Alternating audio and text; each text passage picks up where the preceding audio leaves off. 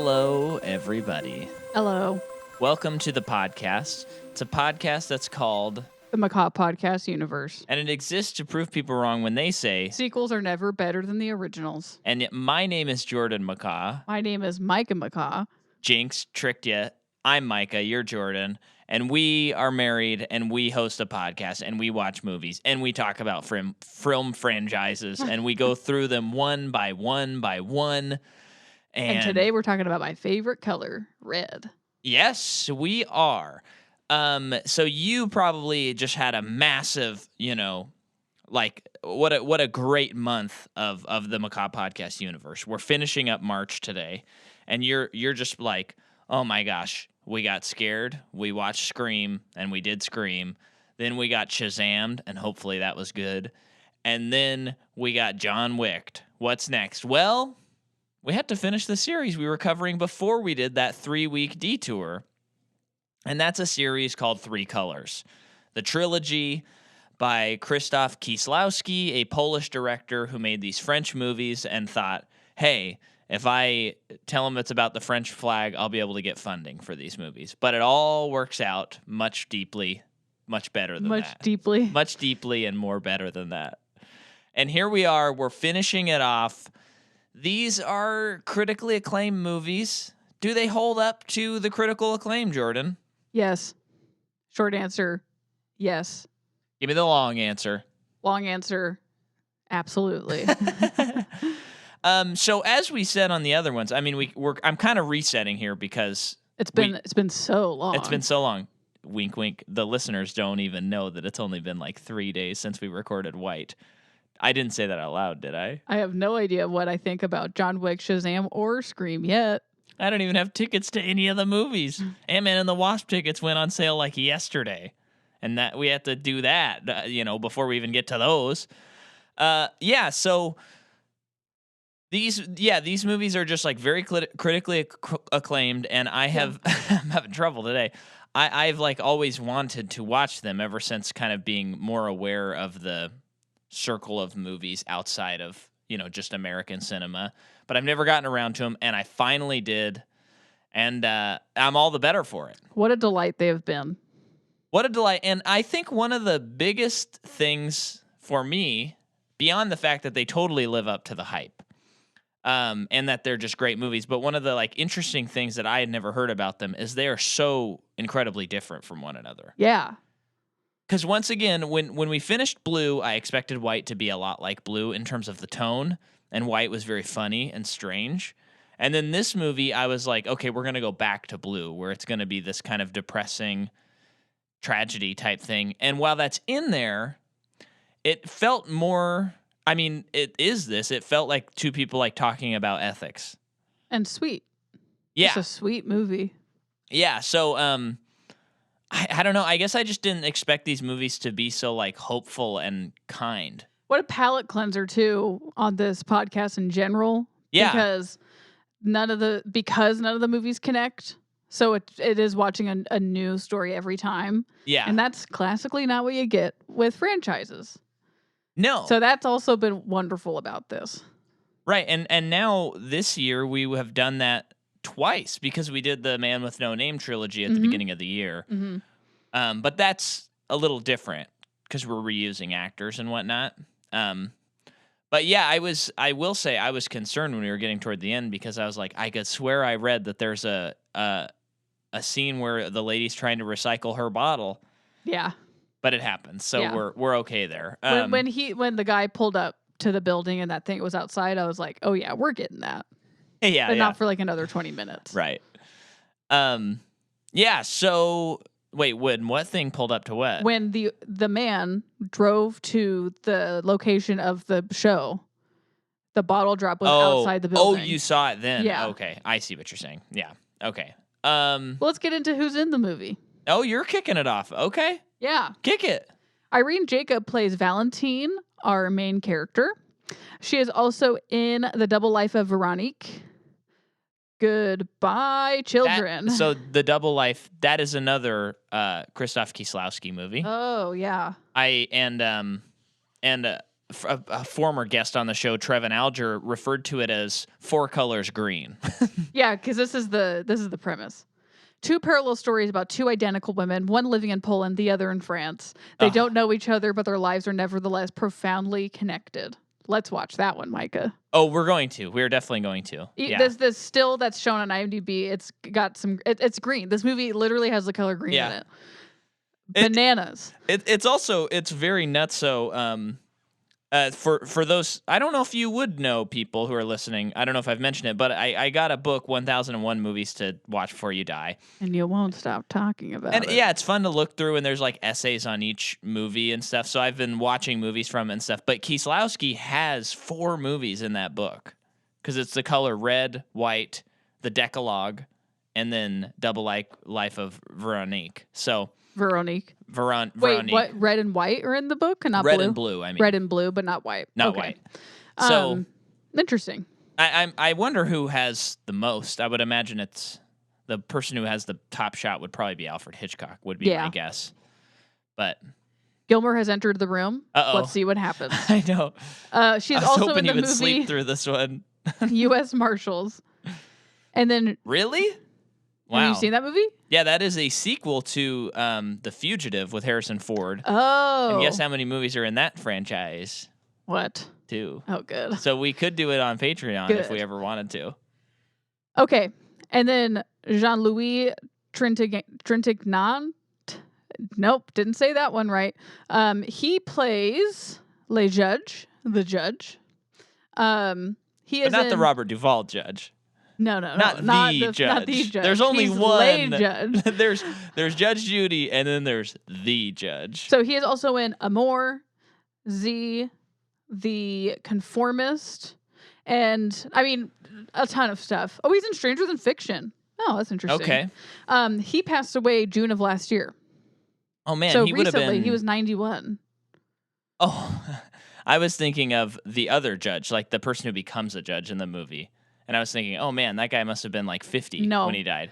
You're talking about like the other lead of this movie, basically. Yes, the 2 top billed people of this movie. Yeah, Micah, that's what I'm talking about. That makes a lot more sense. And then Frederique Feder plays Karen, the woman who is in a relationship with the younger judge.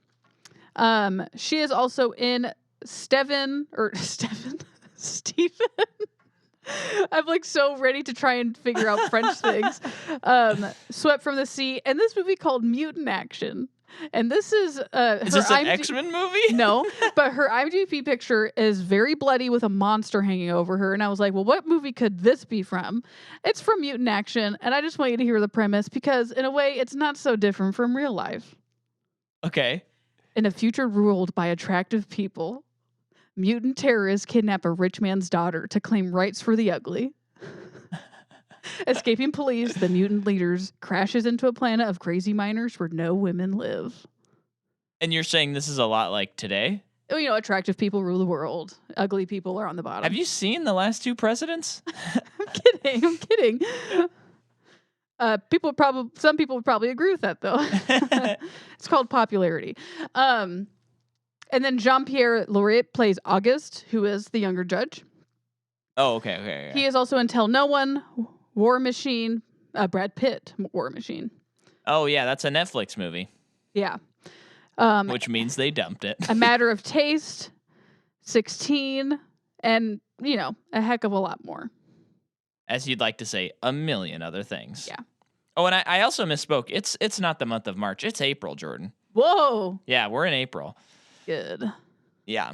Okay, so this movie is directed by Krzysztof Kieslowski. This is his final movie. He will die in a few years. And then, so he just decided to end it here for that purpose? Or he retired? No, I believe he retired, but no, then... he did. It's just the way you said it was funny. Okay. But I believe he did intend to retire. But then he was working on this other trilogy. I'm going to come back to it because I don't have it in front of me, but I'm going to look it up real quick. It's written by Krzysztof Kieslowski and Krzysztof Piesowicz. Again, same 2 writers of both of the other movies. The cinematography...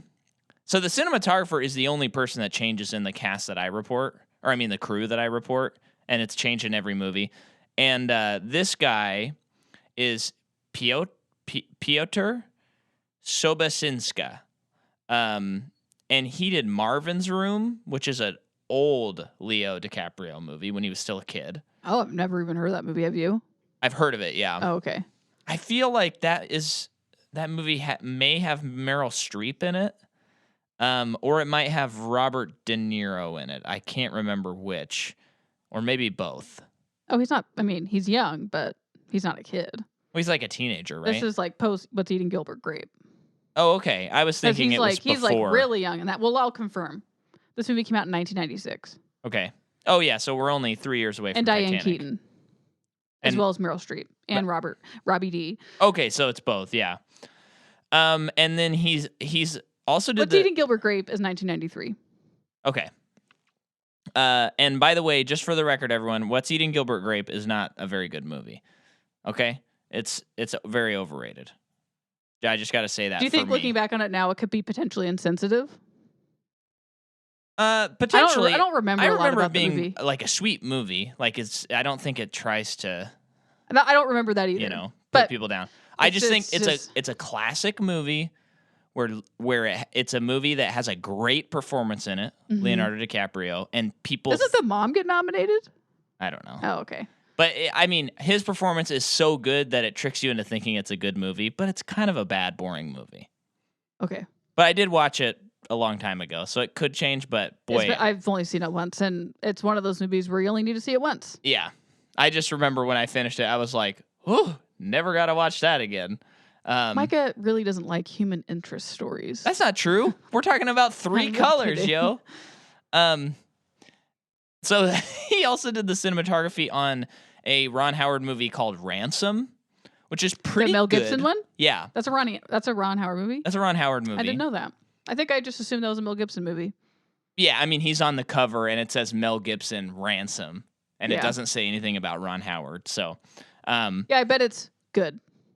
It is. It is. It's totally worth a watch. I wish that it was like Ron Howard. I wish there was like another element to it that put it over the top. Yeah. But I love the concept because I've watched it like on TV. Yeah. And as a kid, it was so exciting. The concept of it, for those who don't know, is Mel Gibson's son gets kidnapped. And so then he goes on TV and he puts the like $1 million ransom on, and he says, whoever finds who abducted my son, I will give this money to, instead of giving it to the guy. And yeah. It's pretty cool. Is he like a government dude? Is he like some high profile guy? I don't remember. Yeah. But I think it's like a decent movie. It's like a Gentleman 6, you know? Well, hey, that's where Ron Howard likes to live. Yeah, he is the gentleman of gentlemans. But I would rank that like pretty high in Ron Howard's career. Definitely above The Grinch Who Stole Christmas, for sure. Oh, that's just wrong. And then he also did the cinematography for Hearts in Atlantis. Okay. We're still talking about this. I know. That movie. Have you ever seen that movie? No. Well, Anthony Hopkins is in it. Yeah. But you know who the kid is? Yeah, it's Anton Yelchin. Anton Yelchin, he's so yeah. cute. I've seen a little scene with him because your dad was flipping through the channels. Oh, right. So I caught like 20 seconds of the movie before we switched channels again. Great Stephen King story. Yeah. They mostly all are. The music is by Zbigniew Preisner again. In Poland, this movie comes out in May 27th, 1994. In France, it comes out September 14th, 1994. This was the one. So each movie, Roger Ebert kind of called it an anti-something. So he calls the first one an anti-tragedy. He calls the second one an anti-comedy, which I don't actually really agree with, but we could talk about it if you want. And then this one he calls an anti-romance, which is pretty interesting, and I do agree with those. I understand his sentiment for anti-comedy. I just think because I'm a fan of Tim Heidecker, I don't really like that phrasing, because people always label Tim and Eric's work as anti-comedy. What do you think about absurdist comedy? Because they've also been described as that. That makes more sense. Yeah. Because anti-comedy, I know he's talked about that actual verbiage. Yeah. And he's always like, it's stupid because we're not trying not to be funny. Yeah. We are trying to be funny. It's just maybe not how people think of comedy for themselves. And so I think White is actually a funny movie. So I wouldn't call it an anti-comedy. But it is like anti-comedy stereotypes, maybe. Okay. Maybe I'm just classifying over the top, but We're talking movies, baby. Yeah. Um, Sorry, so red is an anti-romance. Anti-romance. Okay. And this color, so each one as well represents a. The color represents what the color represents in the French flag. Yeah. So the first one was Freedom. liberty. White. Second one was equality. And then this one is fraternity / brotherhood, which I think brotherhood is an easier way to discern Or it. also friendship, if you want to think of it that way as well. Yeah. And that's easier to discern than fraternity, for me at least. And then the movie made $3.5 million. It was beaten at the Cannes Film Festival by a movie that came out in 1994 as well called Pulp Fiction. Pulp Fiction beat this movie. Yeah, I mean, Pulp Fiction got the Palme d'Or, which I don't think I knew that. I don't think I knew that. I didn't know that movie was like, I didn't know it won stuff, I guess. Yeah. I mean, yeah. That's nuts. Yeah, I think I would still stand by that as a winner. Pulp Fiction. I mean, it's a classic, but it's always 1 or 2 on IMDb's top 250. Yeah, it's an undeniable movie. Yeah. I think it's usually 4, actually, Jordan. Well, Shawshank Redemption's always 1. Yeah. And then? I don't remember. Well, a Lord of the Rings movie hovers around up there, too. Yeah. I think it's Return of the King. Yeah, 12 Angry Men's up there, too, but that might be 20. I don't think it's that high. The 20s. Anyway, doesn't matter. And also, for anyone who may not know, like, you got your Academy Awards, which just happened. And we did a Patreon episode on it, so you should sign up. What did we think? I genuinely can't tell you upon this recording, but listen to that. But, the Academy Awards, I think they're cool. I think they're a huge honor, but there is, like, a little bit of a commercialness to them. The Cannes Film Festival is a little more, like, pure and artistic from what I've gathered and my personal opinion. And so winning the Palme d'Or, which is the biggest prize of it. So Palme d'Or is Cannes? Yeah. Okay. Yeah, that is like that because they screen those movies before the rest of the world sees them usually. Yeah. So there's not like a how did this movie do at the box office? There's not like a popularity contest. So oftentimes, like I've thought in the past couple years, it'd be pretty interesting to watch like the Palme d'Or winners instead of like the Academy Award winners. Mm-hmm.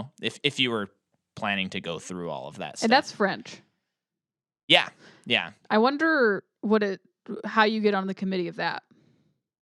You gotta probably have a lot of credits of either film criticism or I think it's probably just critics that do it. You think so? Yeah. I've never thought about that before. Yeah. And then there's which one's the Golden Lion? Is that the Venice Film Festival? I can't remember, but that sounds familiar. Because that one seems like a big one too. Mm-hmm. And I remember people, not to bring up this maligned movie, but I remember people were just like scoffing. I got a lot of press last year. That Joker one. Oh, I thought you were going to talk about Don't Worry, Darling. That one, No, I think that's just where some of that stuff happened. Was at the Venice Film Festival. You're right. Yeah. I was about to be so shocked that not only could they give Joker, but they could give Don't Worry, Joker Darling. won, and Chris Pine allegedly got spat on. Yeah. Well, it's been confirmed by Harry Styles' representative that he wasn't spat on. Or Chris Pine's representative. I really don't want to talk about it. I like to believe that he did, though. It's way more fun. Okay. But, so all of that to say, here are a couple of, like, symbolic things about the movie that we can keep an eye on as we go through. The scenes between Valentine and Kern's the old judge, at his house never show the characters on the same level. Mm-hmm. Valentine either stands above or she sits below him. Mm-hmm. When Karen searches for August, he hides on a walkway below her. During the climactic scene in the theater, Valentine stands on the stage, towering over Kern, who is in the pit below. So that's one thing. Mm-hmm. Obviously showing power dynamics. Mm-hmm. The telephone communication is important throughout, and so is broken glass. When Kern reveals his eavesdropping,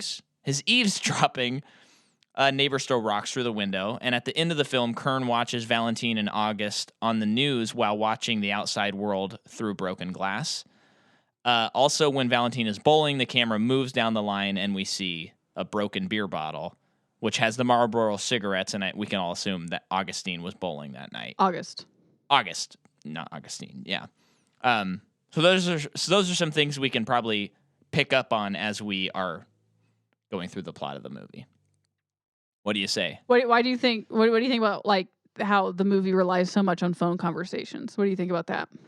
Oh, I found it endlessly fascinating. Fascinating? Did you have something to drink before we started recording? No, I had a lot of water. That's all I've drank today. And it's midday. Do you think that it is illustrating the one, phones connect everybody, and this is an age before cell phones, so it's all landlines. Yeah. But it's technically easier to communicate with everybody, yet so much is not being said.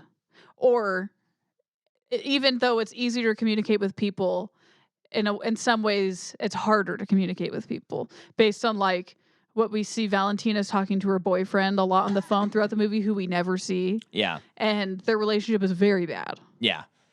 But then we hear a conversation between two men who are in love with each other. Yeah. And so it's we get some truth.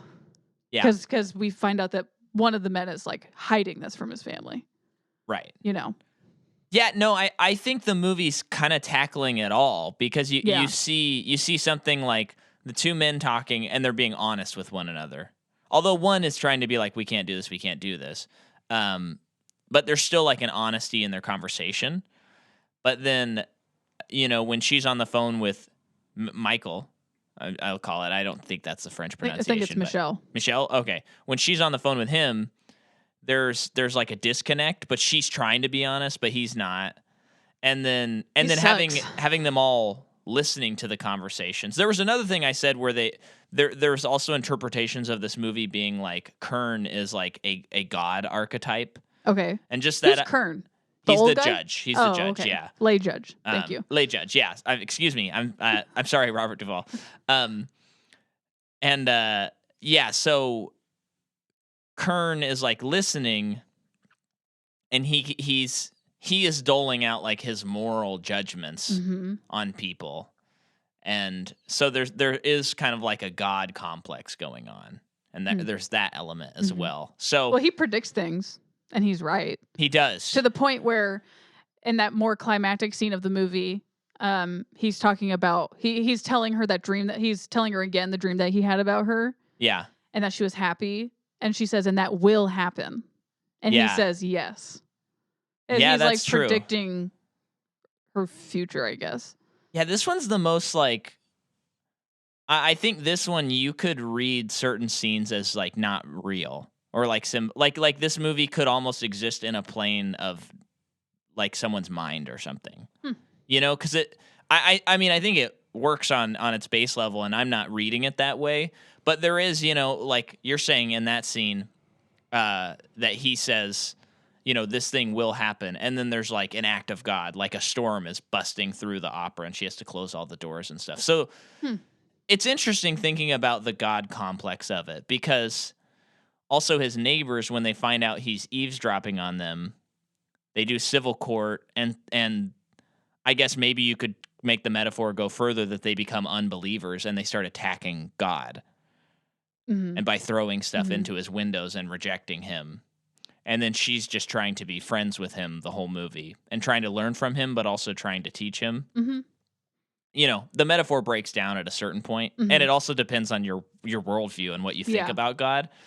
But yeah, this movie is wild. I mean, it's just so wild to me that these movies are so different. Yeah. But they do feel very much like the same filmmaker, for sure.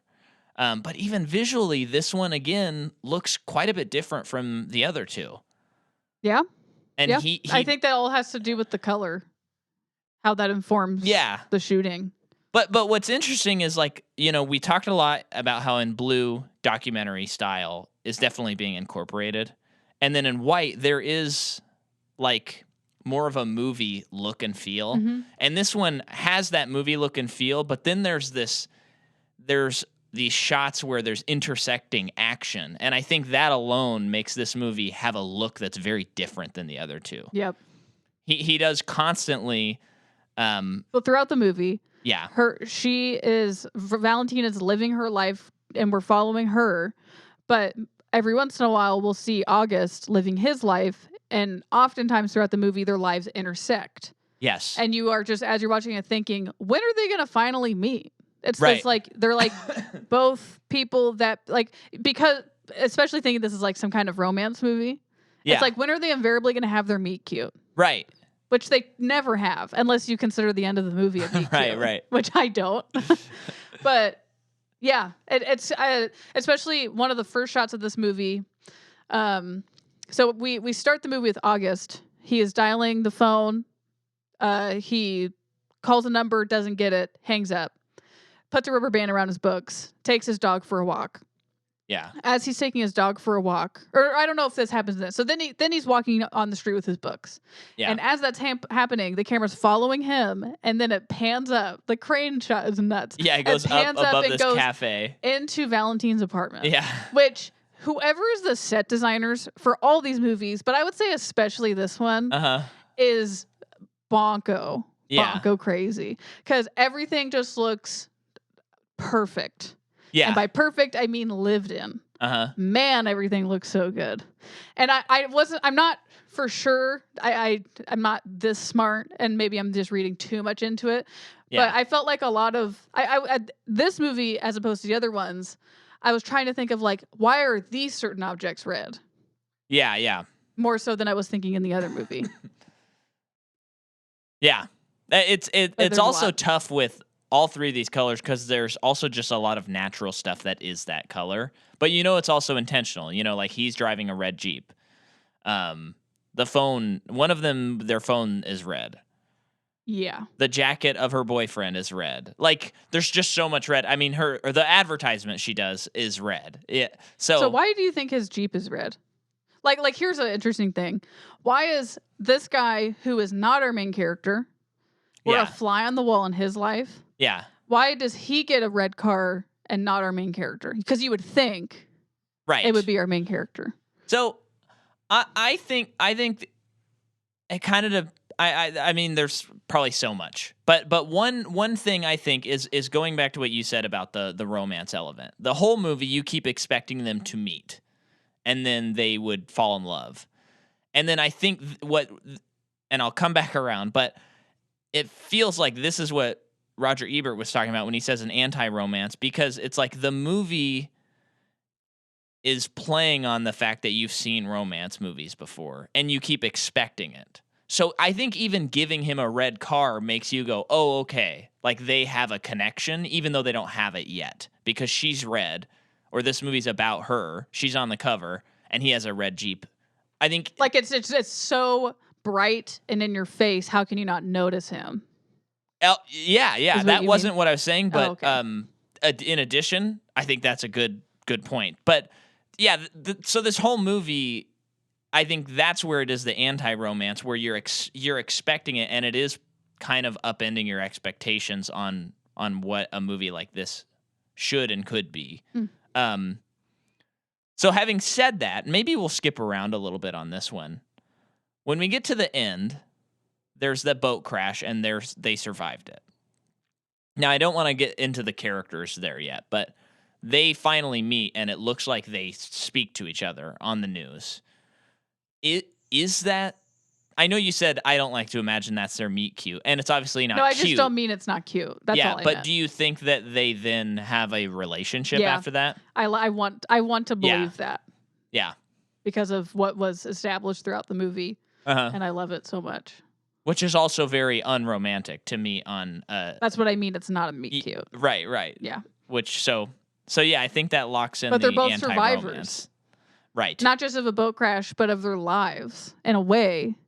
Where he was in a bad relationship and was cheated on, because that's what we see throughout his story. She's also in a bad, potentially abusive relationship. Like, I'm glad she didn't make it. At least, like, mentally abusive, for sure. Yeah, psychologically and emotionally. And, like, so I would like to think that they're both survivors, and they had this shared experience of the boat crash, Yeah. where it's like they're connected in that way forever. Yeah, no, that's good. I like mean, that. well, we can get into the more obvious parallelisms, but Are you at talking some about point. the judge and the judge Yeah. thing? Okay, I kind of wanted to talk about it now, but should we go back to the beginning Let's and go go back through? to the beginning. Okay. So when the camera pans up and into Valentine's apartment, Yeah. her phone is ringing. She answers it. It's Michel, her boyfriend. They talk. You get the sense that he has been away for a long time and he has no sucks. idea. This guy sucks. Oh, he sucks. He's not sure when he's coming back. He's going to this country in a couple days. Yeah. She's felt so lonely the last night that she slept with his jacket. She just misses him so terribly. And then he's, it's just so interesting where it's like, call me later. If I don't answer, people say this a lot in this movie. If I don't answer, it's because I've run out to do this thing. Uh-huh. Or I'll make sure I'm back by 7 and I'm free the whole night. Kind of things. Well, that's what they used to have to do, Jordan. No, I know. It's just, I feel like everything's intentional in this movie. Yeah. Well, so this props up something in my head that I think is just something to praise about all these movies. But the realism of the dialogue is very interesting because there's sometimes awkward things that are said or things that seem strange to say, but it never feels scripted. Yeah. And something like this boyfriend of hers, we never find out his job. We don't hear really anything except for their conversation, which feels very like their conversation feels like they've had many other conversations. And sometimes in movies, it doesn't feel that way.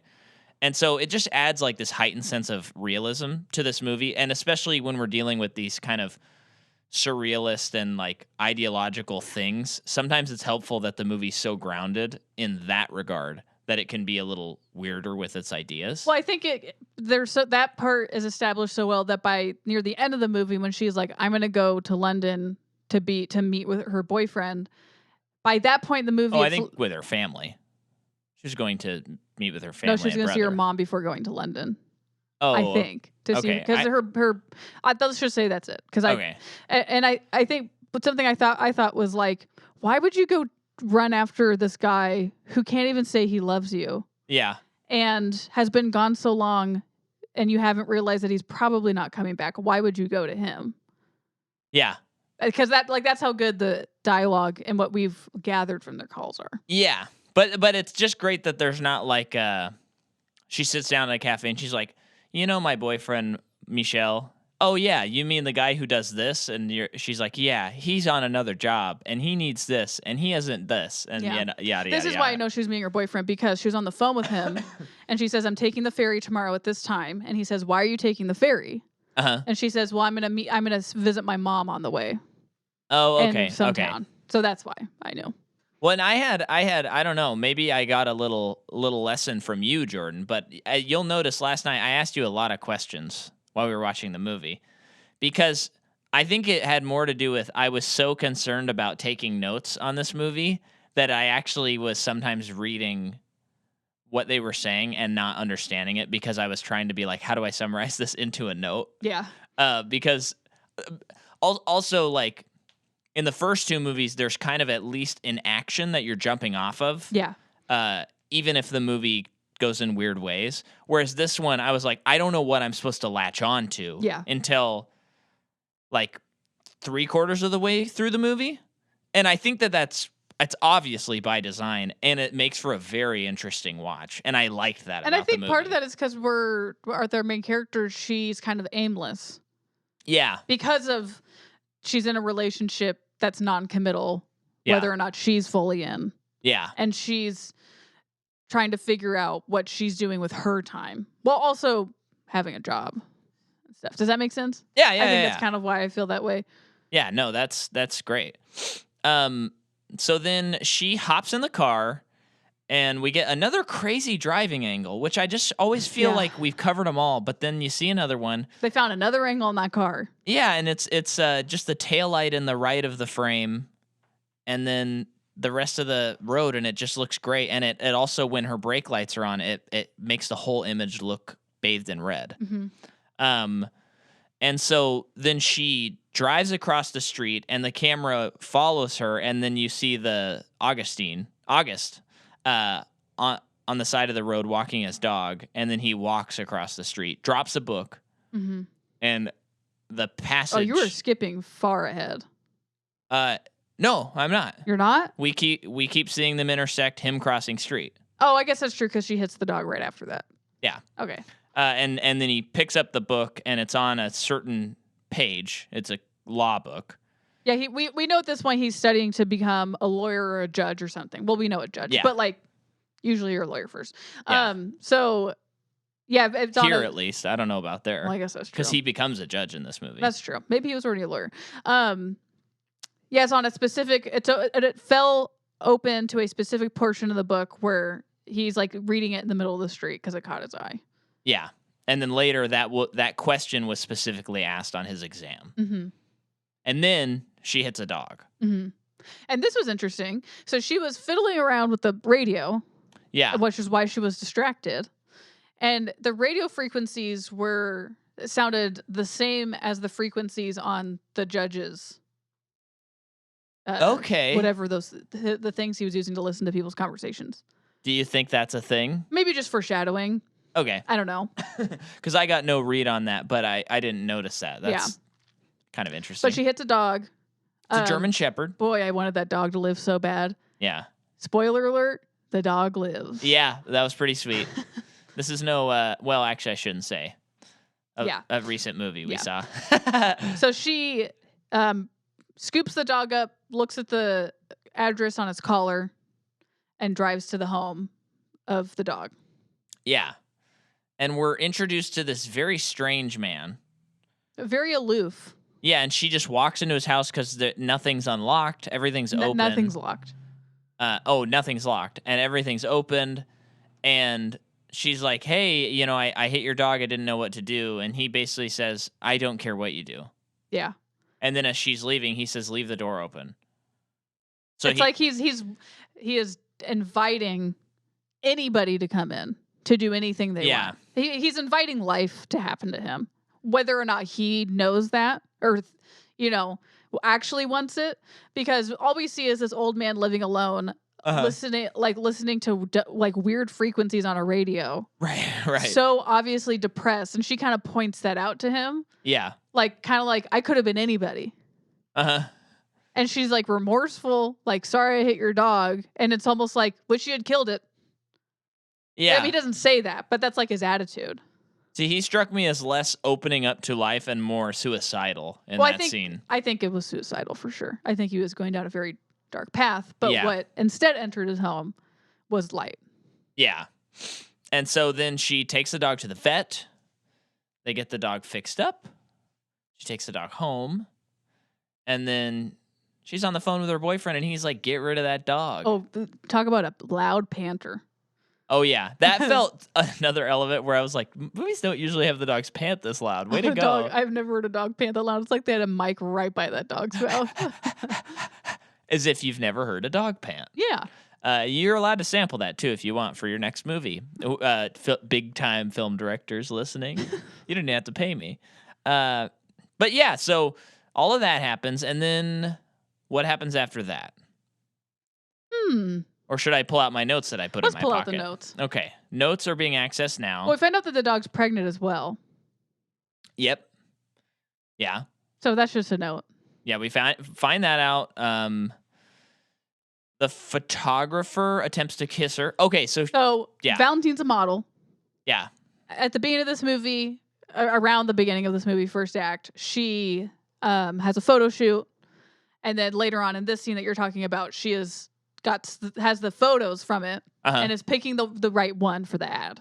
Yeah. They pick it. The photographer makes a move on her, to which I said, this feels like the most stereotypical, and this is not a criticism on the movie, it was just a joke.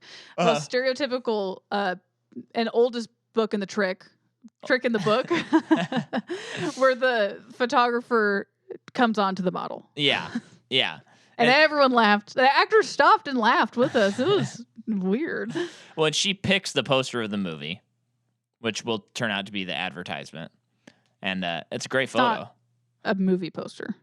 Well, they use that poster in the movie. The in movie the movie poster. that we're watching, but the ad is for like gum or something. Oh, no, I know. I'm saying she picks the picture is the picture of the movie poster of this movie for our world, so our universe. Here's a question I had that we hadn't talked about yet because it's just a detail in the movie. Yeah. But throughout the movie, so she lives above a cafe. Yeah. And the cafe's in red, which I think is pretty obviously it's a gathering. It's a fraternity gathering of friendship and brotherhood. And she every morning buys the paper, goes into the cafe, and puts a quarter or a franc or something into the slot machine and plays it. Yeah. And the first time she does it, she doesn't win. And the bartender says, "Did you win?" And she just gives him a thumbs up, like, "Nope, I didn't." In which me at first was like, "Oh, this is just something she does every day." But then the next time she goes in, before she goes in, she gets the paper and she immediately sees on the paper a picture, or she sees something that stops her. Yeah. We don't see what it is yet. Yeah. Then she goes into the cafe, does the slot machine, and she wins. And it's 3 red cherries. Three red red cherries? Yeah. But so then the guy's like, "Oh, did you win?" And she's like, "Yeah, it's not going to be a good day," or something like that. So it's like, why is good luck bad to her? That, I got to admit, went right over my head. I could not figure that out. I was like, because she won some money. Not that she needs it, but like, and it wasn't like it's not like I don't think the movie was talking about greed, because it was probably like $50 maybe. Probably less than that, but yeah. Yeah, it was like she turned $1 into $20. Yeah. It's not like she won $1 million and she's like, well, my life's about to change. But maybe that was a small, like, my life's about to change and she's not into change. But I don't really know if I believe that, because I would think her hitting a dog is like a pretty big life-changing thing. Yeah. And she seemed to handle that very gracefully. Well, and it's pretty weird because it's not her who says, "I got the bad luck," or whatever. It's the guy who walks up to her is like, "Oh, got a bad luck," or got to hit the wrong numbers or something like that. So I got to admit, that scene right over my head. I don't understand the significance of that scene. Yeah. If we want to look at the color, though, it's red, fraternity, all that stuff. I think you could even look at it as romance. This is why the movie is the anti-romance. So, like, looking out from what the character is thinking. Yeah. This means that someone's about, I would think, enter her life. Yeah. Which is the judge. Yeah. A new person, and it's not going to be good. Yeah. Until it is. Yeah. So then she takes her dog for a walk. And it's just cute. She's like, "Okay, promise you're not going to run away. Okay, I'm going to let you off the leash so you can run." And then she lets her off the leash, and Rita just takes off running. And she runs into a cathedral, which maybe is playing on the God reading of the movie. Okay. And then she's like, "My dog ran in here. I'm sorry." And then the priest just points to the back, and then the dog runs out. So she chases it, and then she can't find it. And then she goes, "Oh, I'll drive back to the owners and see if the dog's there." To which it is.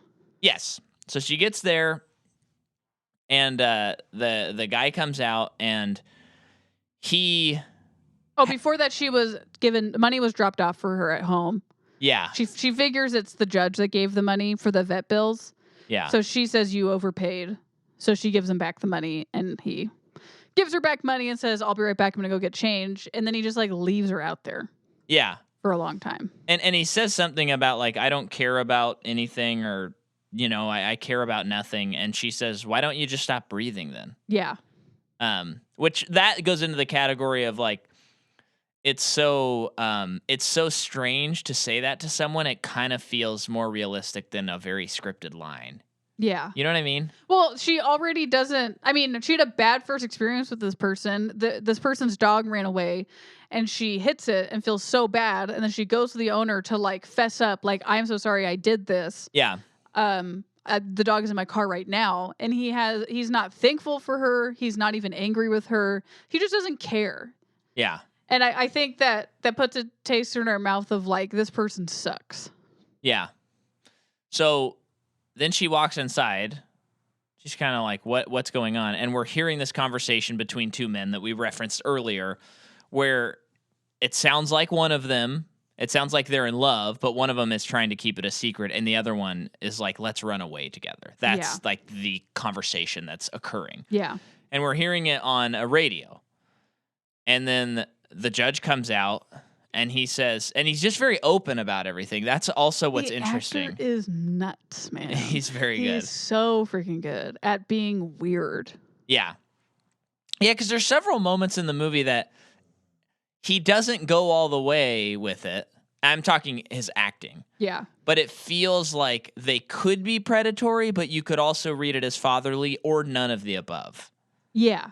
There's like 3 or 4 moments like that. And then I think by the end of the movie, you land on it's like fraternity, like friendship is what he's looking for. Mm-hmm. But there's a couple times that seem a little like, oh, are we about to go down a pretty weird road here? And it doesn't do that. But his acting lets you think that maybe it could. So that's very good. She discovers that he eavesdrops on his neighbors. Yeah. And she immediately is like, you can't do that. That is an invasion of privacy, and that's a terrible thing to do. You're a bad person. Yeah. And he's like, okay, go tell him. They live in this house. He's like, fully like. And he says, tell him that it's me. I am the one who's listening. And he's like so despondent and just sad with his life that he like, I would, it's like almost like a cry for help. Yeah, right. Like, oh, finally someone caught me. I don't think he actually is like that, but like, maybe it's just something else can happen in my life. Yeah. Yeah, go do this thing. Yeah. So she does. Yeah. She goes to the other house. I was kind of like edge of my seat for this scene. I'm like, what's about to happen? The lady's reaction was so funny. So a woman answers the door. It's the wife of the man who is currently on the phone with his lover. Upstairs. Unbeknownst to her. Yeah. And she's just like, oh, come in. I almost have the food ready. I couldn't tell if like the woman if Valentine had called ahead, because that's how it felt. Because the lady's like, I'm about to put the food on the table. And it's like, what? And then also this very beautiful young woman comes to their house and says, I'm here for your husband. And the lady's like, yeah, just come on in. He's upstairs. Yeah. So Valentine goes into the dining room, is waiting, I don't know, for the guy to get off the phone. Well, no, because she says, just go upstairs. So she's sitting there kind of like, what am I doing here? Yes. And she's starting to contemplate this. And she turns and she sees the daughter on the phone listening to the conversation. So she knows that it's someone in the house is already learning about this situation. Yes. So yeah, she leaves. She says, I got the wrong house. Sorry, leaves. Goes back to the judge's house. Yeah, and this is when I thought like she was just gonna go home. And because I still didn't know, like, what is this movie about? And then it's like, no, she stays at his house for like 10 minutes after this. And they have like a long conversation. Yeah. And she goes back and she says, I didn't tell them. Yeah. And so I think this is when he kind of starts talking to her, like he's foretelling her thoughts. Well, not foretelling. He knows what she's thinking. Yeah. So he says things like, let me guess, like you went into this house, saw that this was a happy family, and thought, why would I want to be the one that ruins this family? When it's probably inevitable that this family is like an inch away from being destroyed anyway because of the man's infidelity. Yeah. So why do you need to go into their lives and ruin it for them? And she's basically like, yeah, that's how I feel. And then she tells him, she's more like, I don't know what I feel right now. Yeah, that's true. But she admits like she didn't want to be the person to deliver bad news. But her biggest reason for that is because of the daughter. Yeah. And she tells him that the daughter already knows. And then I think he's like, well, then it's already been started. Yeah. And then, but before that, when she was heading back, we see August in his Jeep drive up because his girlfriend lives in that area. Not to this house, to the neighborhood. Yeah. So that'll come back in a little bit. And we do hear a conversation with him and her, in like the next scene. Yeah. And then Kern looks at this guy outside who's looking very, like 80s Miami Vice. And but it's in the 90s now, so we have 90s Miami Vice. Well, I don't know if this is a cell phone, but this is the biggest antenna I've ever seen on a cell phone because he has a phone that is not connected to a cord. Yeah. And the judge says he has some like fancy Japanese phone. Yeah. That doesn't go on my wavelength, so I can never know what he's talking about. But I suspect he's like a drug kingpin. Yeah, heroin dealer. Yeah. And what's interesting overall about the judge character, so he's eavesdropping on people's conversations, but you also have to remember that his whole life, his whole profession and his career was about judging people. Yeah. And I think, like he says, but also you should be this way if you're a judge, be an incredibly good judge of character. Uh-huh. And I think that's part of why he can predict things, or he knows exactly what she's feeling and thinking, because that's his whole life. Yeah. So he writes down that guy's number and gives it to Valentine and is like, this is his number. You can call him if you want. And so she calls him right away and she says, you should die. And then he hangs up his phone, puts the huge antenna down and runs inside. And so I think that it's just, so this is very interesting because we've had a moment where he said, okay, you can go tell people and make things right because you think I'm doing something that's wrong. And she says, no, it's already started with the daughter. And then now he's like, here's an immoral man. How would you judge him? And she does actually act with him. So we're starting to see that, I think this is where like a conversation about like, can evil exist or can a God exist with evil in the world? Where it's like, you can run up against a problem when you start trying to judge and trying to decide like, oh, this thing is worse than this thing. Mm-hmm. Or like, where is the cutoff point where you go, okay, when someone does this thing, like steals a candy bar, it's okay. And I wouldn't send him to hell. But if someone, steals $1,000 from someone who's poor, I would send him to hell. Or what that like I feel like the movie's kind of asking that question if you're going with the God reading of this movie. What do you think of that? That's interesting to think about. I didn't think about the movie at all about a God thing. So I only thought about that after seeing on that like that's a way people read it. Yeah. And I was kind of like, now I'm like reframing the whole movie through that axis. So after she tells that guy you should die, and then he has that reaction and everything, doesn't the judge ask her like, doesn't he ask her a question about like, why would you handle it that way? Yeah. But do you remember what she said? Oh no, I don't. Okay, remember. I just think he always has such interesting questions to her reactions and what she does to things, because I think, but I think she has that reaction because she just had the previous experience. Yeah. Of course, these situations are vastly different. One is a man having an affair. Uh-huh. And then the other one is this guy who might be a drug kingpin. We actually don't know. We don't know, yeah. So they're two very different things. But after her first experience of deciding not to tell that family and potentially, being responsible for ruining the family, yeah, she instead probably does something she wouldn't have done by telling the man what she told him. Yeah. I found that so interesting. Well, and then there's a third one. Uh-huh. Because they're eavesdropping What's his name? Kern. No. What's the guy's name? Well, I don't know what you're talking about because I'm talking about someone else. Jeep? His name's August. Good job. Okay, that's just a pop quiz? Yeah, because I thought that was the next call. No, that's already happened. We already talked about that. We didn't talk about the call. Okay, we mentioned it. What do you want to say about that call? What's the next call? Next call is the grocery woman. Oh. Let's talk about that one. Because I think the one's after that.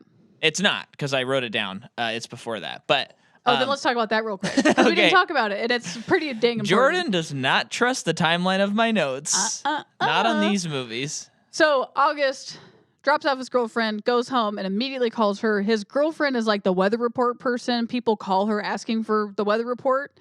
So he calls her, and they have a conversation just about how into each other they are, basically. And the judge says this man, like, has the hardest time with finding the right girl.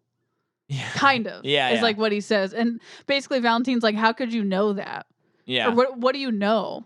And it's obviously, I think, because he's hearing this woman's conversations, and we find out what she's been doing later. Yeah. Is that all on that one? Yeah, so then they hear this conversation between a mother and a daughter, and the mother is asking the daughter to pick up groceries for her. And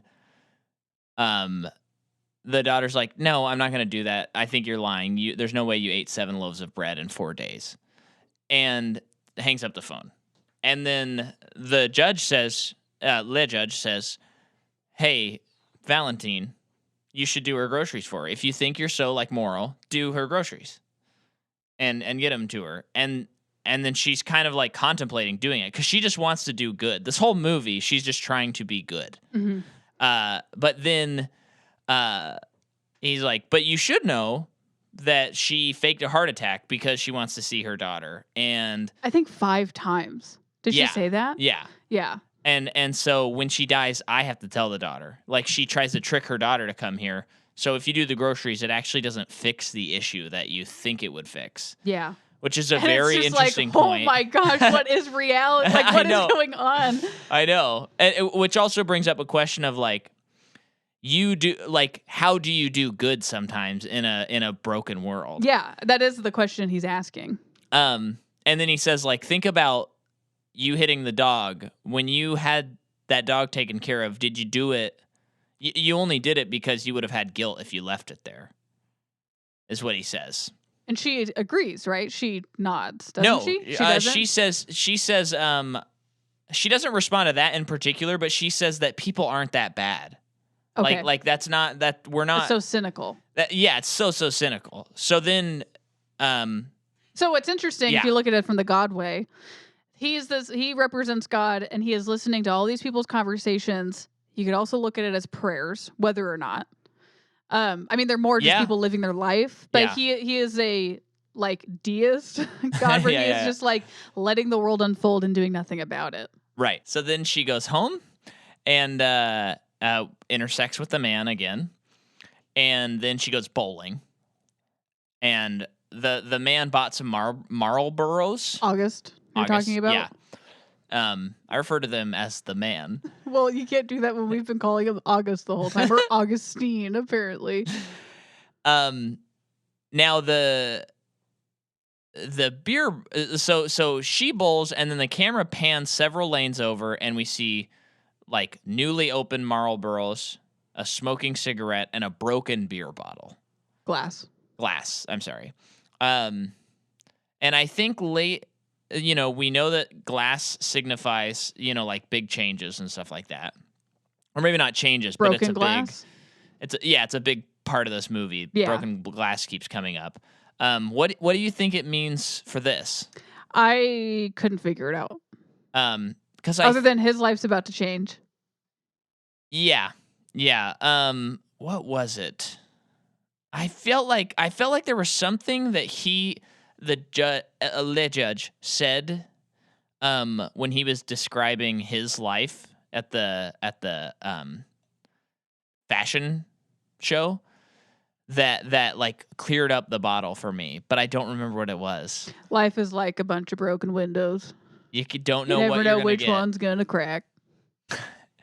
So I guess that's extremely unhelpful for our listeners Yeah. if you were trying to discern that, but For this one, maybe it just is foreshadowing. Although I was pretty unclear no matter what, because I guess the Marlboro signify that it's his. Or the Yeah. cigarettes. But I just assumed I couldn't figure out like whose beer this was. Because it could have been anyone's cigarettes. That's Yeah. my brain went. No, I mean, even before they pointed it out later in the movie, I was like, I picked up on that. I knew it was him. Well, don't you get a gold star? Yeah, I do. But yeah, I don't know. I think, when there was broken glass with the judge, it was someone attacking him. Like they're throwing rocks into his house in a few scenes. So maybe, this is the beginning of the deterioration of this man and his relationship with his girlfriend. Yeah. Maybe that's something. Yeah. But speaking of which, I didn't catch his name for a really long time. So I was calling him Jeep Man and Law Man. I don't know if anyone said his name until the girl says it like way late into the movie. Yeah. But anyway, so they've had a big... I think it's sometimes easier to remember names in international movies because you see there's them subtitles. written. Yeah. Oh yeah, it's so much easier. But yeah, so her fashion poster advertisement for chewing gum has been put up, and it's this great poster. It's at an intersection. Yeah, and there's just a great shot where August sees the poster and he really looks at it. He's kind of smiling, like he's appreciating it. Yeah, which again, this whole movie keeps kind of taunting you, like they're gonna get together, and you just don't see it, so you keep on expecting that. And then he passes the bar, or whatever it is, to become a judge. Le bar. And he comes out, talks to his girlfriend, and she says, "Did they ask you that one question, the one that your book fell open to the exact page?" Yeah. And he said, "Yeah." Yeah. And then Le Judge is at a civil court case. Yeah, he's outside with a bunch of people. We noticed that August's girlfriend's also there. She's the only person we recognize. I mean, I did. Yeah. For this group of people. So at first, and I don't know how it works in France, but I just assumed like the guy got called to jury duty. Yeah.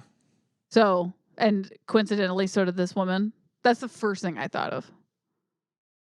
Oh, well, the woman's there for the civil case. I know why she's there, Micah, but they don't tell us that it's a civil case until they call people into the courthouse. Oh, you're saying before they explain that. Oh, okay. But sorry. He's observing her, and this man walks up to her and begins flirting with her, and she's obviously into it. Yeah. And is flirting back, and way less cute than August. Oh my gosh, are you kidding? This guy's like old. Yeah. But you know what's gonna happen. Yeah. And then everyone gets called into the court. Yeah, and we find out that Le Judge Kern, he had sent a letter to everyone and the police that explained what he was doing. We don't know that yet, though. Yeah, No, I'm just saying. So like, they just all go to the courtroom, and next thing we know, Valentine is on her morning routine, gets the paper, and sees a headline that says that the judge has been convicted for spying on people. Yeah. We have not talked about her brother yet. No, and I kind of missed the beginning of the brother thing, so I was confused about the brother the whole movie. It was a little confusing. So earlier on in the movie, what was that time that we had mentioned that she gets the paper and like is stopped by what she sees on the front page? Yeah. So what she sees is a headline that they don't translate for us. That I don't remember them doing that. So I assumed we didn't need to know what it was. But it was a picture of a boy. And then this is when she's having that big conversation with the judge about eavesdropping and stuff. And she brings up an example of like a boy who finds out that his father wasn't his father. And he starts making bad decisions. I think it's kind of what she's saying. And then later on in the conversation, he says, "Now that boy you're talking about, you know him. Is it a boyfriend or a brother?" And she says, "It's my brother." And so we find out that her brother made the paper. Yeah. And I'm assuming it was related to drugs. And she's like calling her mom at one point to ask if her brother is there. He's not. Later in the movie, she calls again. Her brother is there. Finds out like, "Oh, you made sure mom didn't see the paper." No. And then the brother's like, "My girlfriend and I are getting out of here tomorrow. We can't stand another day in here." And it's just that part is very unclear. That's like you're watching the movie a second or third time and you really pick up on that because you don't have to worry about everything else in the movie. Although I guess what it actually is, though, is we learn that she is a person that likes helping people.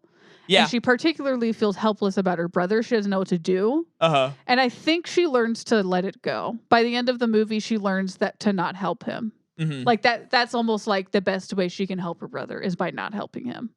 Yeah. I think that's kind of the conclusion she comes to with the help of the judge. Does that sound right? Kind of. I mean, truly, if I'm just being honest, the brother stuff really, I was trying so hard to get everything else that I was not latching on to the brother stuff and her family dynamic. So I don't think I'm much help there. Yeah. But speak to it as much as you'd like to. I just may not be able to. That's kind of all I got. Okay. I feel like that's by that time that she decides to not help her brother is like her character, like that's her change. Yeah. You know? I don't even remember her deciding not to help him. So it just didn't compute with me. Yeah. But I'm not a dumb film watcher. This is a second or third time watch kind of thing. I think, okay, I'm watching movies from the silent film era right now. Oh, so brother. so I think I know a thing or two So about she finds out the movies. judge has been convicted. She goes to his house, and that's when she learns he turned himself in. And she Yeah. asks why. Uh-huh. And she says, pourquoi? And he says, it's because of you that I turned myself in. Yeah. So she, what did she like inspire him to do it? Did she open his eyes to what was? I think she did. Yeah. Yeah. Well, I mean, he says you did it. Yeah. So it seems like this is when the friendship blossoms. Uh-huh. Because to have friendship's a two-way street. You do something for your friend does something for you. You have each other's backs. And I think that in their first big conversation together, he opened her eyes to a lot of to harsh realities. Yeah. And in this next meeting, he's recognizing that she has helped him. So they've helped each other.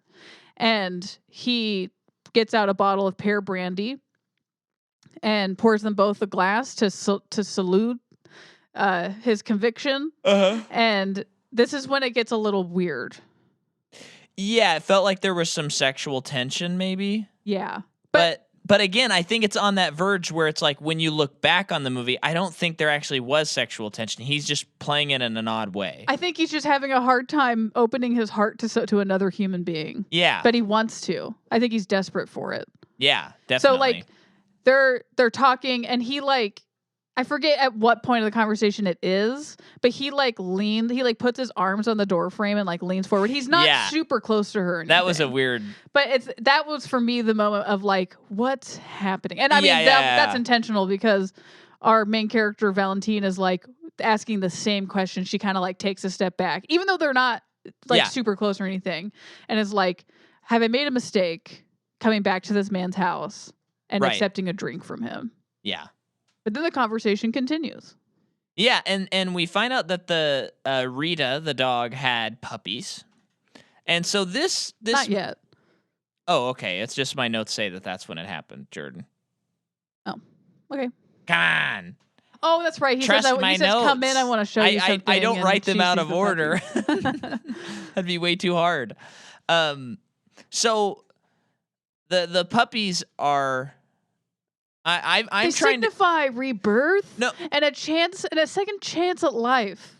Yes. No, I'm kidding. No, I think they do what I want to dig into, which I'm just thinking that in Blue, she is in her apartment. Yep. And a rat has a litter of rats. And then her decision is to have them killed and gotten rid of. Oh, I forgot. I didn't go that far with it. Yeah, so I'm wondering if you think about, birth as really, a whoa, man, my brain is blown yeah, right aren't now. You glad? So she literally eats. Well, she refuses new life. Our main character. Yeah, in the I first think movie. she refuses new life. She eventually finds it. She does. And then this character, the judge, as well as Valentine, are embracing it and accepting new life. And are excited by it. Yeah. And I think excited by this new friendship. And here's what's cool. When I was looking at these movies, I wasn't seeing people point that out. So you're only getting that on this podcast. God, you're so smart. You watch silent films. I do. And you watch them with glasses on. Yeah, I do. Can I tell you a secret, listeners? It's not a secret, but there's it's not bad. It's totally okay. We're getting into pet peeve zone. But there's certain people who refer to movies as film. Anytime they talk about any movie, they say like, "Oh yeah, I saw a film." You have an issue with that because movies aren't shot on film anymore? Oh, I didn't even think about that. Yeah. But I just think it's a way for people to like puff up their chest a little bit. Okay. And it's like, well, film is just the thing that it's on. And like you're saying, it's not even that anymore. Like it is a movie.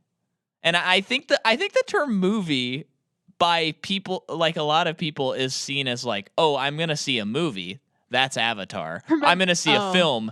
Red. Yeah. And it's like, they're all movies. Remember when we realized what the word movie means? Yeah. We were like, whoa, that's nuts. Because they used to have talkies, and now we have movies.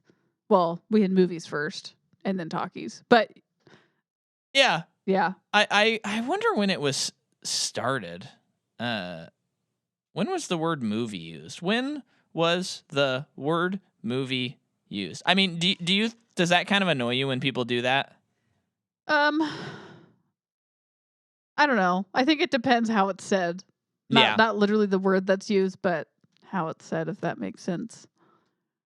Yeah, so the word movies is thought to come from colloquial English. This is because the word movie is thought to have originated from the words moving pictures, which was the term applied to some of the earliest cinematography productions in the late 19th Let's start century. calling movies moving pictures.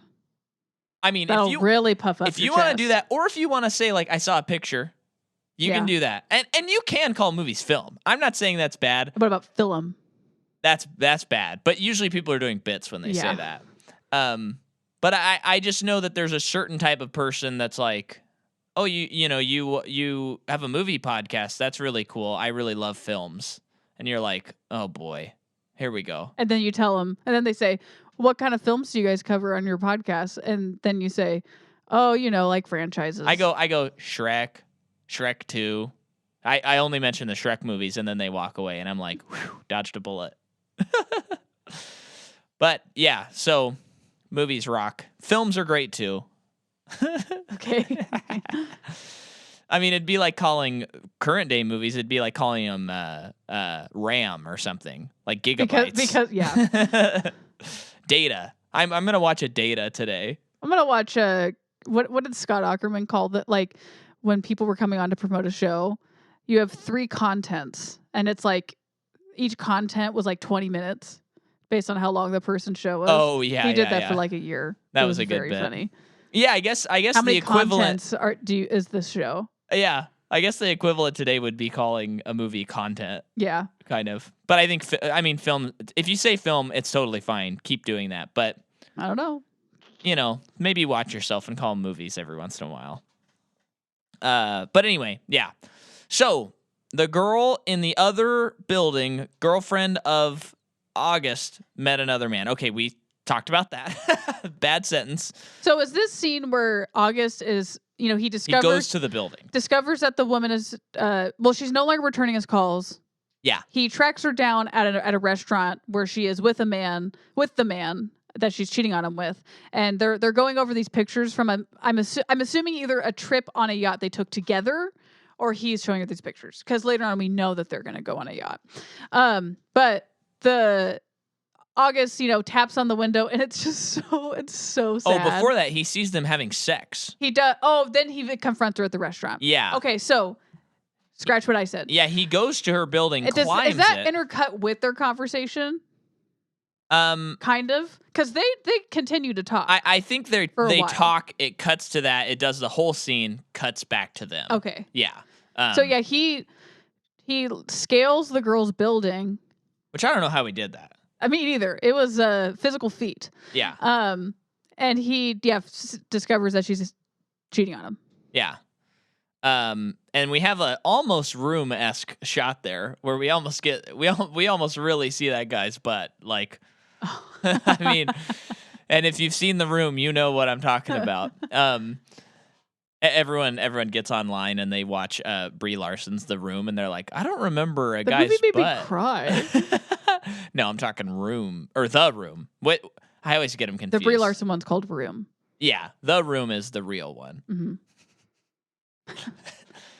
So when we cut back to Valentine and Les Judge, they are sitting at the table continuing to enjoy the pear brandy, and the judge kind of opens up to her and says that he once acquitted a sailor. Yeah. So 35 years ago on this day, he acquitted a sailor. Yeah. And he regrets that decision. Like, he knew it was the wrong decision. Yeah. But as time passed, he tracked down the person and found out that the man was happily married with children. Yeah. So he had become whatever. We don't even know what he was on trial for. Mm-hmm. But obviously he has become a functioning member of society. Yeah. And Valentine's response is, well, then you made the right decision. Yeah. And it's interesting that I almost feel like it's interesting that she would say that, because he doesn't even tell her what the man was on trial for. Apparently it doesn't matter to know why Yeah. Like, because especially, I think it's especially important because the judge disagrees with his decision. Uh-huh. Does that make sense? Yeah. I think so. I was thinking ahead. So Yeah. you were saying that it's interesting that he disagrees with his decision, but she's sure about it. Is that what you're saying? Yeah, that she's just like, well, you made the right decision. And she doesn't ask any further questions on like, well, what did you acquit him for? Yeah. That And- is interesting. Yeah. And then he also tells her that it's his birthday. Yeah. And they have another glass of pear brandy. And that made me, put my hands together back and forth going, give me that brandy. Give me. And so then August gets home and he leaves the car lights on in his car, which will let the battery die out. And Valentine notices this, and I thought, oh, this is the moment where they finally meet. Oh, she doesn't do anything about it. But she doesn't do anything about So it. do you think that she would have before she had met the judge? Oh, that's interesting, Jordan. I don't know if she would have, but I don't know. It's like she's learned to. That makes it seem like he's influencing her to be a bad person, but he's not. Well, huh. But it's almost as if she's starting to maybe observe the world and not inserting herself in every situation. Oh my gosh, Jordan. I just thought of that. That's good. And then you're saying the thing with her brother, learning to accept some things are outside of her control. Yeah. Interesting. Yeah, that's especially interesting because so interesting, Jordan. Good. I also watch silent movies, films. Well, I'm just kidding. You watch silent films. I watch silent movies. Oh gosh, but it's especially interesting because, as we've said time and time again, it's like, when are these characters finally going to meet? Oh my gosh, he left the lights on in his car. This is the perfect time for them to meet and fall in love, especially after he just had his heart broken. Yeah, and she's going through a bad relationship anyway. Yeah. Oh. And Michelle sucks. nothing happens. Yeah. And it's like, are they ever going to get together? Yeah. And we don't really know. And then she's like, okay, I'm going to go to England.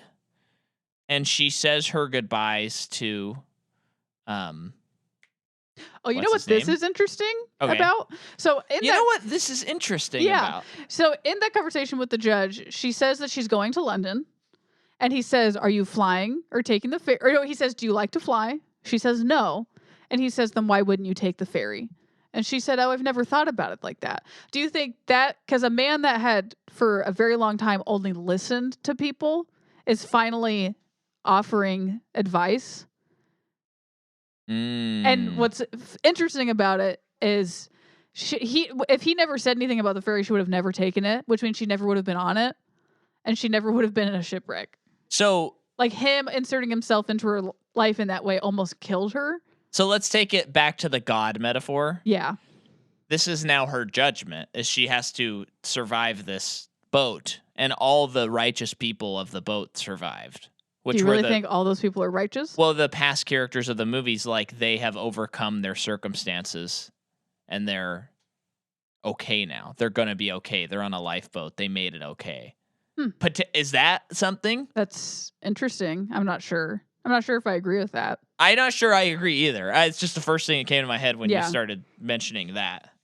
But anyway, back from the God metaphor. They say their goodbyes, but then she has a show before she's going to leave, and she invites him to the show. Mm-hmm. And he comes to the show. And they have a long conversation afterward when it's just them at the fashion show. And this is when throughout the movie most of it has been shown. Oh, actually, this is interesting. In their first couple conversations, she sat on she sat lower than him, so he was always above her. Yeah. At that big second conversation they had after he had been convicted, they're sitting at a table together equally. And then by this point in the movie, for much of the conversation, she's up on the stage and he's down on the ground floor. Yeah. And so she's above him. But then throughout that conversation, they're on even ground again. Son of a bee. Could you just imagine making a movie with like this much thought? I can't, man. I don't get how people do it. It's so cool. That's why it makes so much more sense that they shoot a Marvel movie and they're like, just stand in front of this blue screen and we'll change it all later. Who cares? Yeah. They're like, don't even put on a costume. We'll add it all in post. Yeah. But boy, makes for better movies. Gotta tell you, Films, really. It turns movies into films. Films. Yeah. So he talks about his old love. He had one love. Well, what do you think about the dream he had? Because this is when they revisit. Oh, yeah. Earlier in the movie, he tells her about it, but at this point in the movie, again, she says, I want to know every detail about the dream. And the dream is he dreamt about her. She was in her 40s or 50s. Yeah. And she was happy. And then he also saw that she had like woken up in bed next to a man. And she was happy. Yeah. And that's when she says, and that will happen. She uses the word will. Yeah. And he says, yes, that will happen. Uh-huh. What do you think about that? I thought of it more as just a comforting thought. Yeah. But I like that you're kind of positing that he almost has like a omniscient power or something like that. Well, I don't think that, but yeah. Like metaphorically. Yeah. But I didn't. I think she like is very much desiring that because even though she's about to go on this trip to go see her boyfriend, she knows like she's not happy. It's like as if she's admitting. Yeah. Or she needs someone to tell her that everything will be okay because things are not okay now. Right. Because throughout the movie, when she's on the phone with Michelle, he is so bad to her. Yeah. And at one point she says, I love you. And she says, do you love me? And he says, I think so. And she says, you can't tell me that you love me. And he says, it's the same thing. Yeah. It's like, oh my gosh, dude, why are you in this relationship? And then at other time they're on the phone and they're like fighting. Yeah. And she's like, well, I'm going to bed.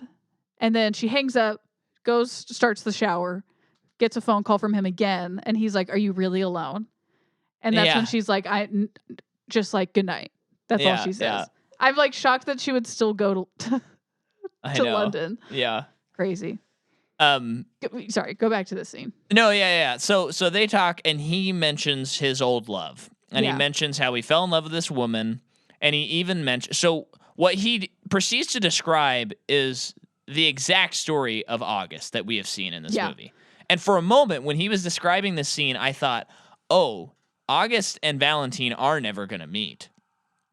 They just brought this up, and he is just, like, retroactively this man's life, and we saw his life while we learned who this man was. Yeah, like that, like they're not on the same planes of existence and time. That's what you thought? Not like literally, but... I thought that for a second. Yeah. And then I also thought that, but then I don't think that's what it is. No. Because they're not. But then I also thought, like, it's interesting to think that we just watched this man's life through another man. Yeah. But we kind of saw it through the perspective of a woman, even though she didn't know that this stuff was happening. And it made me think, like, how many times were people that close? Yeah. To quote unquote happiness. But they were so caught up in chasing the other thing. Yeah. Pulling all those, getting the triple cherries. Yeah. I don't know. Still trying to make sense of that one. But yeah, so he proceeds to explain he was in love with this woman. He even mentions that he dropped a law book once and then the question was on the exam. That's when I was like, okay, this guy is just, we're seeing what he was. Mm-hmm. And then he saw his woman like cheating on him, and then they broke up. She died, and then the person now it's where it diverts from the man we've seen, August. She died, and then the man she cheated with was on trial, and he gave him a guilty verdict. But he mentions, I mean, it's still like ethically he shouldn't have done the case, but he's like, he was guilty. So I delivered a just verdict. Yeah. Okay. A lot there. A lot. I mean, we've kind of covered it as we go. He says, I've never loved another woman since. And doesn't he kind of say, until I met you? But he doesn't mean it in a love way. Like, I never have cared for another person like I did for her until you. Yeah. And I think at this point in the movie, there's no weird tension or anything. Like, it's truly like companionship. Well, and I think, I mean, going back to his dream about her being with an older, or her being old and being with a man that she's obviously grown with. Mm-hmm. I mean, I think maybe there's something to, she has fallen in love with the companionship of this man. Yeah. And then she's about to fall in love with basically the man. Yeah. Because August like lived the same life up to this point. I mean, perhaps even August's ex-girlfriend was on that ferry and died to further their connection. Well, his ex-girlfriend does die. And because the ferry gets in a shipwreck because of a really bad storm. And they mentioned that two people that were traveling on a yacht are also missing. I didn't catch that. Yeah, so there's a crash and she died in it, just like a yacht crash for an accident. Kern. But yeah. I think it was a boat accident. I think you just said an accident. Oh, okay. Maybe I just assumed because he mentioned he talked about a sailor and stuff. Yeah. But anyway. Oh yeah. I mean, yeah. So she is about to fall in love with the younger version of Kern. And I look at, so by this point in the movie, what the heck? That's so I didn't catch the ex-girlfriend getting in the boat crash. But I'm seeing August at this point, he represents the judge, and now I'm seeing him as the judge's second chance at finding the right person. That's how I start to view it. Because he never found the right person. Yeah. And you know what? I'm going to say that throughout the movie, he mentions there was a case that always bothered him, and it was a sailor that he convicted, right? He said he convicted him? No, he acquitted that guy. Oh, he acquitted him. Okay. Yeah, because I thought while we were watching the movie, and I even said it, when he says the guy that she cheated on with, he found him guilty. And I was like, well, it's not the sailor because he acquitted the sailor. Oh, okay. Yeah, okay, never mind. Then I won't say what I was going to say. But that's wild. So yeah, this man is his second chance. And in a way, he is the main character because he gets the girl through the second chance of this person that's not him. But yeah. That's wild. Yeah. That's pretty sweet. That's an anti-romance, if you ask me. Yeah. Yeah. So, but before we get to the boat crash, we do see the woman who is trying to recycle, and Valentine helps her. Mm-hmm. The first character didn't notice. Second character kind of smiled and kind of laughed at. Third character helps her. Mm-hmm. And then she gets on the boat. August gets on the boat, and then it gets in this horrible accident. This is an interesting part, though. Everyone's getting on the ferry, and August asks the attendant, "Can you help me find where I need to go?" Person directs him. Valentine comes up to the person next and says, "Can you help me figure out where I need to go?" And the attendant sends her in a different direction. You would think at this point... I thought it was the same one. No, they go in different directions. Okay. So you would think at this point... We're still expecting the meet cute. Yeah. But they're put in different ways, but then this tragedy happens. Yeah, where everyone except for 7 people and many missing die on this boat. Mm-hmm. And the 7 people are the main character of Blue, mm-hmm. the person that she is like the lover, Olivier, Carol from White, Dominique from White, and then these 2 characters we're discussing, and another person. Well, there's a little bit of suspense because they show August, and then the person says, "and 2 Swiss travelers, blah blah blah," and then model, Valentine something. So, and he's Kern is watching this on TV, so he's. Oh man, I was so devastated watching this. Yeah, because he's the reason she went on the ferry. Yeah, and I had forgotten that fact. So yeah, that's crazy. And then he sees.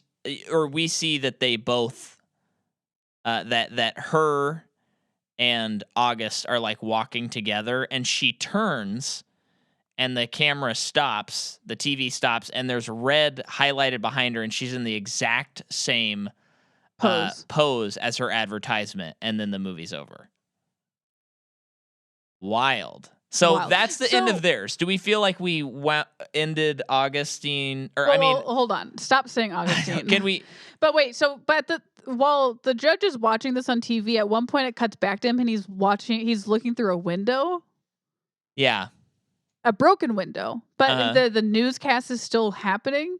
Is that like what you said earlier? He's watching the world unfold. Yeah, I Okay. don't remember. Okay. I can't remember that specific That's okay. detail. I know he did do that, and I do Yeah. remember him doing that, but I can't like quite make that connection.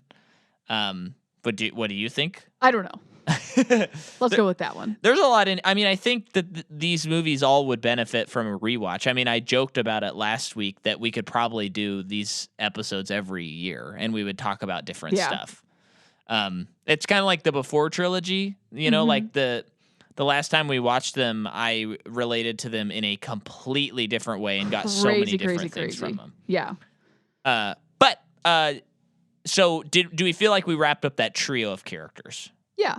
Because now I want to talk about what do you think this ending means that all these characters are on the lifeboat? Well, I do like what you said that they're survivors. They Yeah. survived their stories and what they went through. But I just don't know if what hangs me up is White. Where Yeah. it's like, yes, Carol made it through. He survived. He fought through it. But he imprisoned his wife. Well, so this is where I get a wrench thrown in it as well. Because, yeah, I think it's like thematically we're tying this all together. This is the story. These are all interconnected in a strange way. So there's that, which I think takes care of Blue. But the White that's weird is, so I was trying to look up where does this take place timeline-wise? Yeah. Because I'm like, is this before? Is this like Carol, and Dominique when they were married at first? But I had to find it on Reddit. Someone said like in a box set, Kieslowski said that he imagines that they worked it all out, and that's why they're together in the boat. Well, they technically worked it all out because he like Well, brainwashed I mean, but it's her. like But yeah. this is after White. This is after that. Okay. But I don't know, that's very weird because the way that I read the movie White, it kind of like completely changes how I view the ending of that movie. Because you don't feel like they worked it out. I don't. I feel like he made it equal. It was the equality thing in his mind, and then he walked away, and that was it. That was how I envisioned the ending. So I think maybe what would be interesting now would be to rewatch White, knowing that they did make it together, get out of prison, all that. What's the thing that she said in White when they were in the salon? And she's like, if I do this, you have nothing to say. If I say this, what does she say? She says, like, if I tell you I love you, you don't know what to do. You don't know what to do. If I tell you I hate you, you don't know what to do. But I do need you. Well, I guess just by the end of the movie, she needs him. Yeah. So it's like he becomes available to her in all the ways that she needs him to now. And maybe it's as simple as that, and they're happy. Know. I mean, maybe what I find, I think the overarching thing of having all these characters on this lifeboat is you look at all these three stories that we've covered, and you look at them and you go, there is hope, and they eventually made it out, and they're going to be okay. I mean, they're literally on a lifeboat, which means that they have been saved. Yeah. So, I think it just... And the person who's watching is our God character. Oh, yeah. That's an interesting thing, too. Man, these movies are good. Yeah. You didn't skip them, did you, folks? You better not have. I feel like we did it. Yeah. Would highly recommend. I think these will be really great movies to rewatch.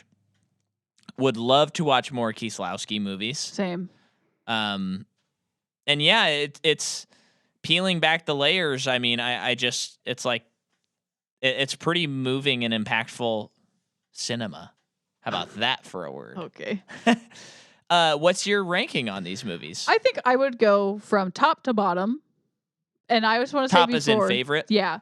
And I want to say before, I liked all of them a heck of a lot. They're all wonderful, wonderful movies. But I think it would go red, blue, white.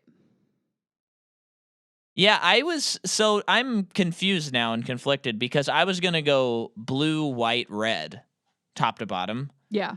But after talking about red, I'm like, it kind of recontextualizes everything. So it kind of feels like maybe it's the best one. I don't know. I don't know. So I think I'm just going to play it safe which is radically different from what I imagined it before, and say blue, red, white. Okay. But I don't know. Because I originally was like, oh, yeah, white is definitely the second best. It's so fun. But now I'm easily putting it third. I don't know. It's very strange. Tough. So thank you for listening, everyone. If you want to support this show extra, you can write a 5-star review. You can send it to a friend. That's a big one. Or you can go to patreon.com/Micah.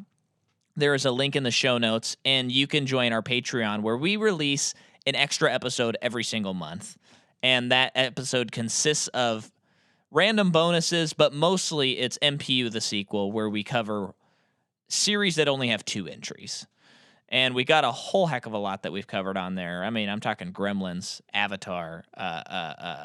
Well, right now, this month, a couple days ago, we just came out with Knives Out, Glass Onion, a Knives Out mystery. So if you want to listen to that, sign up for as little as 3 bucos, talking dollars. And once we get to 50 patrons, we're going to be putting out 2 extra episodes a month. And those will be about Pixar, the extra ones. So sign up. On top of that, next week we jump back into X-Men. And we will be kicking that off with, here's your little reading guide here. It'll be First Class, The Wolverine, Days of Future Past, Deadpool. Those are your next 4 movies. Okay. Yeah. And check out my YouTube. I got a lot of fun stuff going on over there. Yeah. Got some crazy videos coming out in April. Wink, wink. And I had a music video for Ghost in My House come out, which is cool. Yeah. So, adios, friends, unless you got anything you want to say. You can, if you like looking at fun art, you can follow me on Instagram at J_M_McCaw, I think. Or Jordan Marie McCaw. Yeah. All right. Bye. Bye.